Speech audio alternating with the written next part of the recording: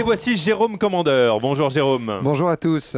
Alors, grosse séquence politique hier avec les nominations ou promotions de nombreux ministres. Je voulais quant à moi évoquer celle de Marc Laffineur, député UMP du Maine-et-Loire, qui devient secrétaire d'État aux anciens combattants. Alors, ce à quoi j'aurais voulu assister, c'est l'installation de Monsieur Laffineur dans son nouveau bureau. Alors voilà votre bureau, monsieur le ministre. Oh, non, c'est joli. Bon, bah allez, on démarre. Là. Je suis chaud, là. Vous m'envoyez les dossiers. Les quoi? Les dossiers, il y a bien un truc urgent à faire. Ah non, vous êtes au secrétariat d'État aux anciens combattants. Et, rien... je vois pas qu'est-ce qu'on pourrait vous donner à faire. Si, il y a une pierre tombale à polir à Verdun. On a demandé des devis à Roc Éclair, on attend. Sinon, il y a une gerbe de chrysanthème à commander chez Interflora pour le 11 novembre, mais on est le 30 juin. Alors, si on les commande maintenant... elles vont faire la gueule.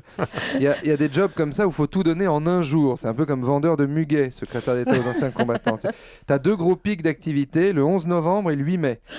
C'est 2 jours où tu n'as pas intérêt à être malade. Il y a 2 jours dans l'année où on te demande d'être là, même fiévreux, tu viens. Tu sers des paluches à des mecs qui ont sauté sur des obus, tu peux le faire avec un rhume.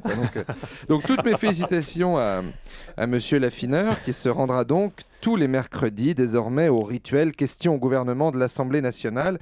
Ce truc qu'on a tous regardé le mercredi sur France 3 sans savoir pourquoi, les yeux un peu hypnotisés. On regarde dans l'hémicycle des femmes assises avec des tailleurs moutards, des hommes qui dorment sur leur bide, le canard enchaîné collé sur le front. C'est là où tu te dis que sourd et malentendant, c'est vraiment pas de peau, quoi. C'est le seul programme où il y a un mec qui traduit pour eux. Bonjour l'offre. Et donc, qu'est-ce qui s'est passé cette semaine à l'Assemblée ? Sauveur, Gandolfi et Camille de Rocca-Serra, 2 députés corses, ont posé une question à Laurent Wauquiez. Et alors, va savoir pourquoi, Charles, comme une expression, s'en est mêlé Jean Malo, le député PS de l'Allier. Jean Malo qui aurait pu continuer à pioncer. Il s'est dit, un peu comme je vous le disais tout à l'heure, c'est mon moment. Il a décidé dans sa tête, il dit, c'est mon jour, c'est maintenant ou jamais.